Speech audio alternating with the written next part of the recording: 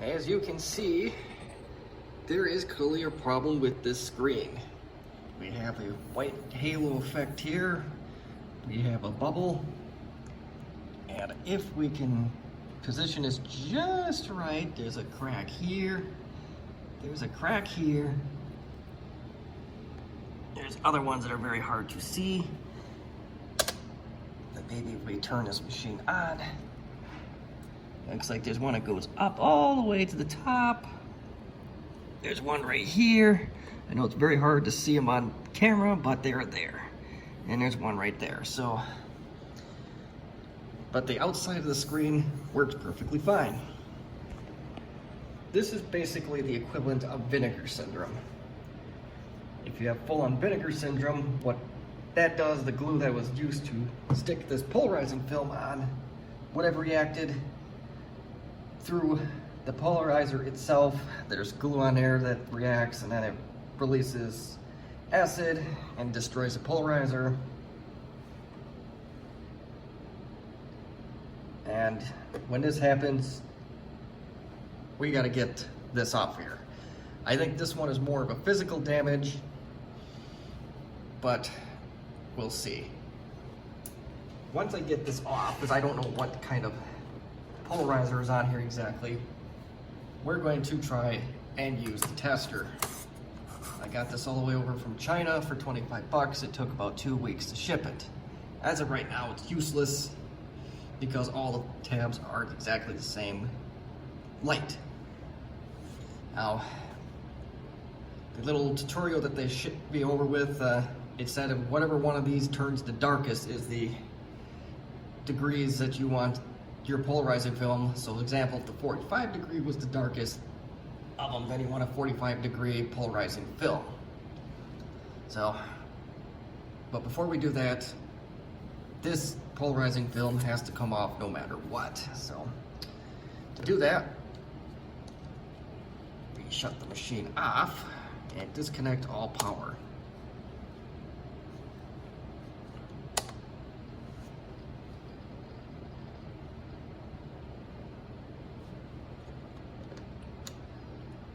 And yes, do take the battery out in the off chance that it holds a charge. I am finding it on a lot of these LTE lights that the batteries, most of them, actually do hold a charge. And if you're wondering, yes, Compaq made a naked version for this laptop. And yes, that one actually does hold some resemblance of a charge. So now we got to get into this panel, which is going to be these rubber feet and 2 screws. So I'll pull them up, and once I do that with the magic of video editing, we will continue on. Okay, so now we got that off. So now we got to start in a corner. I'm going to try to use this scraping tool to see what we can do.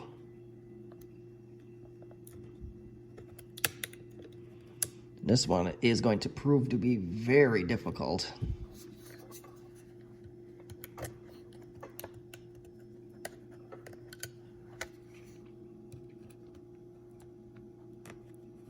All right, now we're getting somewhere, and hopefully you just got to keep working. You got to be patient.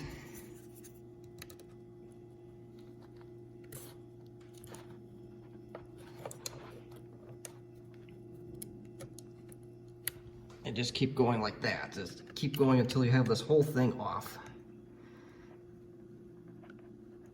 It is starting to come, so I am going to work slowly and patiently to get it off. It would help if I can actually film where I am going.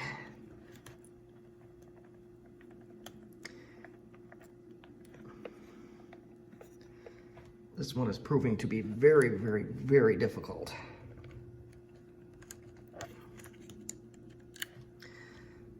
And so at this point, so it's just going to be go slowly with this razor, and once I have that done, then I will be back and then we'll see how our tester is going to work. Okay, so if you're very lucky, it looks like this one's going to peel up. So I'm just going to work at it that way.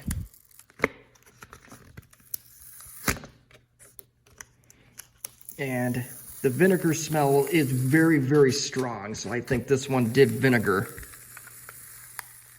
Oh my, that is a nasty smell.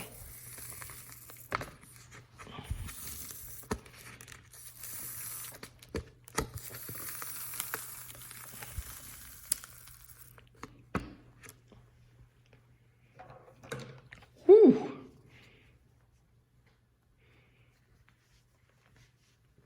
And I'm going to take a picture of my other phone before I go too far, just for posterity purposes, or whatever you want to call it.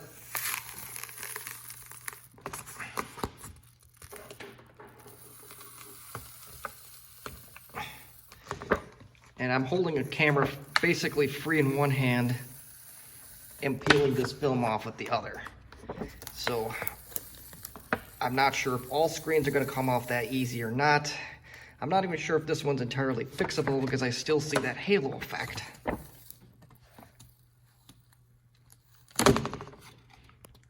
But it is off. I think a little 91% alcohol will clean that right up. So as soon as I find some of that, we will continue on and we will go from there. So there is one thing I neglected to see until after I turned off the film. In the corners, it's nice and shiny, meaning that the adhesive came off without an issue.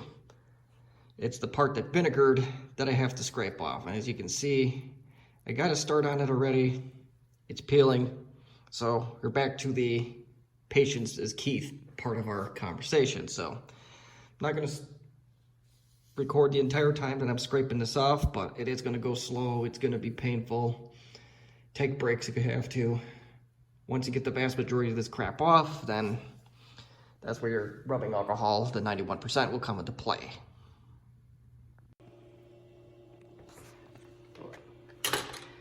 Well, I turned the brightness all the way up, I turned the contrast all the way up, and all 6 of those strips look exactly the same. So I'm going to say that this tester was a bust. But there is potentially another way to find out what screen we need, or polarizing film, I should say. It involves polarized glasses. Now, how else is going to work?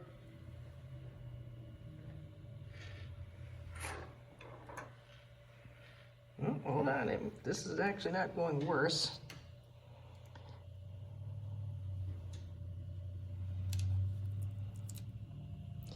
And I can tell that there is some damage, some irreparable damage right here.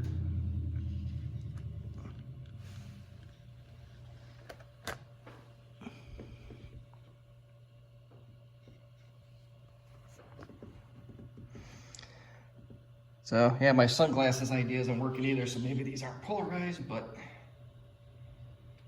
because you can wear polarized glasses and turn them until you see the screen, and that should in theory work, but I think we're gonna have to guess at this point and buy a few sheets.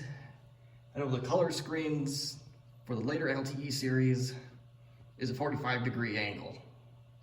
So I'll probably just start with that and work my way up. So magic video editing, this is gonna be pretty much right away. And I got time to clean this off completely, but it'll probably be a couple weeks before we actually finish this up and see if we can even remotely salvage the screen, because this part, there is a halo in it.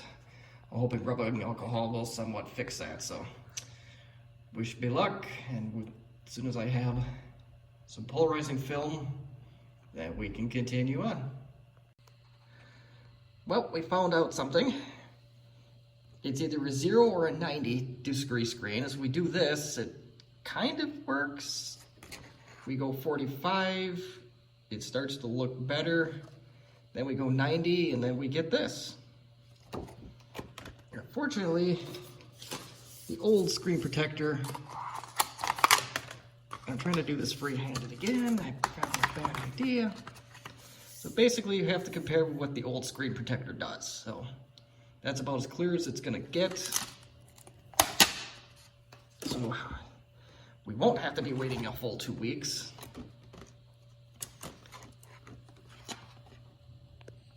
So that's about 45, 0, and 90. So it's either a 0 or a 90. You know, if that makes any difference or not, I don't really think it does, but... So, I gotta get some rubbing alcohol and get the rest of this crap off of here, but once we do that, then we have a film, provided it's a sticky film.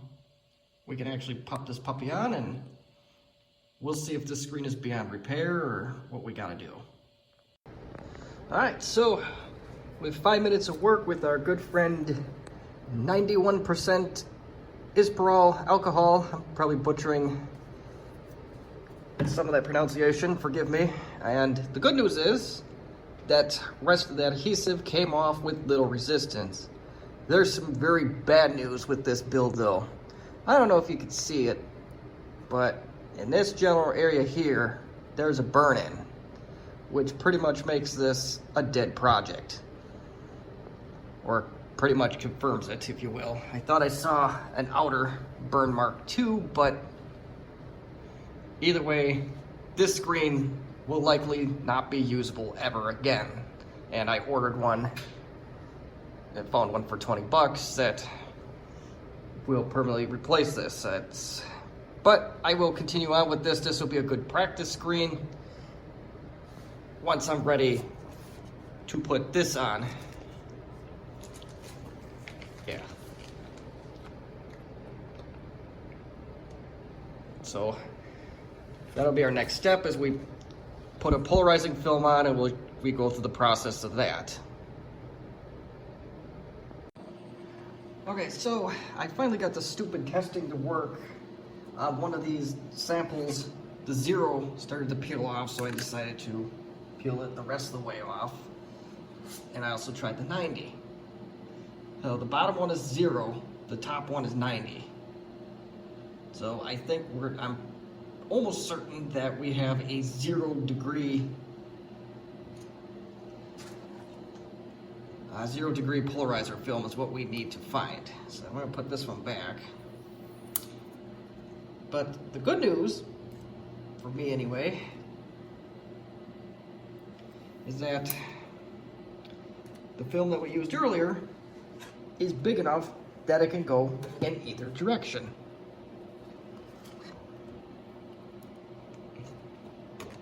The 90 kind of works, the 0 looks the best. So, and we can cut these to size, so I'm going to do that right now. It'll look instantaneous. The bad news is that I think this is a non-sticky polarizer, so we'll have to come up with something creative for that. So let me get this cut to size and then we will go from there. Okay, so we got our screen cut in half, and this is a size A4, and look, we got 2 perfectly good sheets, and as you can see, even just holding it up next to the camera like this, you see a world of difference. Like I said, this is the non-sticky stuff. So I think we'll have to decipher a solution to get around that. Yeah, this is definitely not the sticky stuff. And that's okay. I can work with that.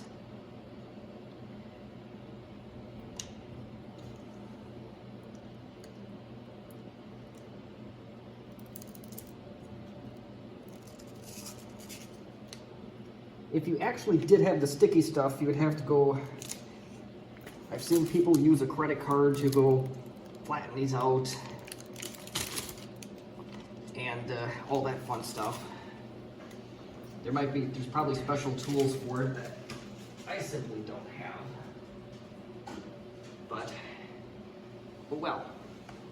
But I do want to shut down this machine, and I do want to show you something before we end this video.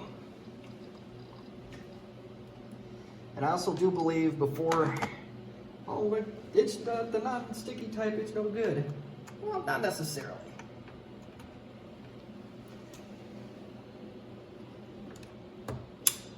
I believe the Compaq Contura I believe the Compaq Contour Aero, I believe, at least one of the screens I got, the polarizing film and the LCD were physically separated. So I had a legitimately cracked screen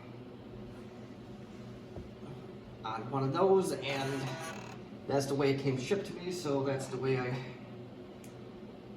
worked with that. So it'll work. I may have cut this one a little bit too short, but I don't think you're going to see that.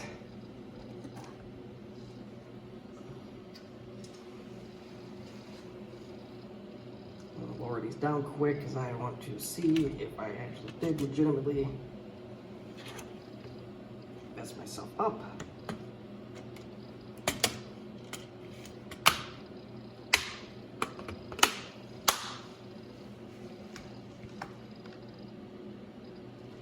Maybe able to move this down just a little bit, and I think I did cut this one a little bit too short on one side, but that's all right. And I did mess that part up though.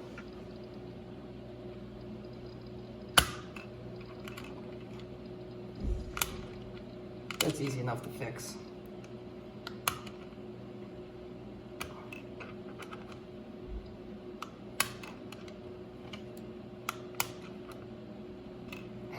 Darn it.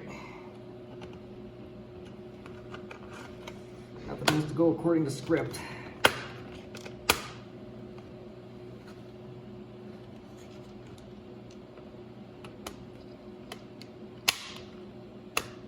God darn it. Now, I don't know why these sliders don't want to go in the right spot, because they are all the way down, and we are not having a good day here with these. Maybe if we slide them all the way up.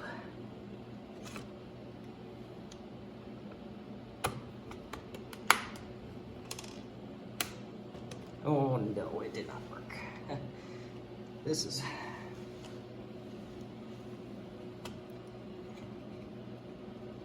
If I look at the screen almost upwards, this thing's almost perfect.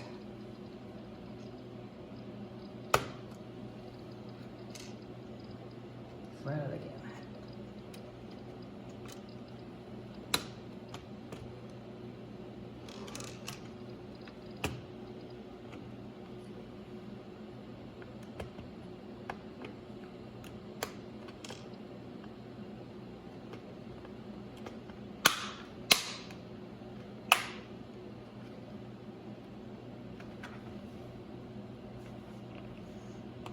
You can pull these off too, and for whatever reason mine are not doing what they're supposed to do here. So I've never had this much trouble with these brightness and contrast sliders before, but it's a first time for everything.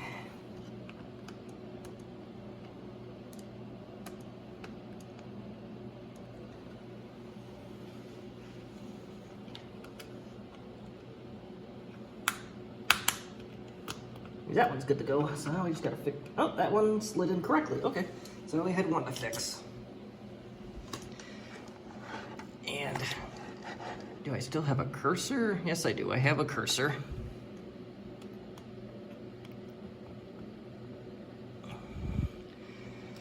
Just gonna fix this brightness perfectly, and you can tell it's almost usable despite the burn marks. You can see the cursor way in the background, so if you look towards the center of the screen, you at least have a cursor again. So this screen itself is not really overly usable, but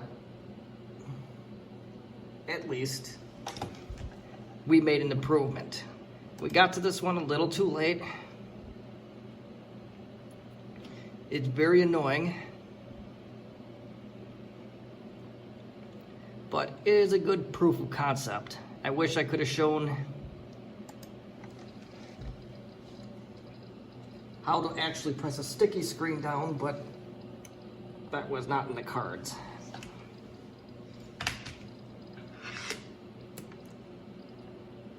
This screen is now mostly readable. If you catch this early, you won't get this effect in the center. So that's pretty much it for me. So we did somewhat recover this screen. If you have any questions, comments, concerns, or even constructive criticism, or if you're tired of seeing this stuff, tell me in the comment section. That way I won't continue to do it. But like in anything else in the real world, communication is key. So I thank you again for watching another vintage almost repair video. Maybe I do have another one of these screens. It's a Sharp for the colored version of these computers, so maybe I'll make a second video on that. So I think that one isn't too late yet. So thank you again for watching, and I hope you enjoyed this video.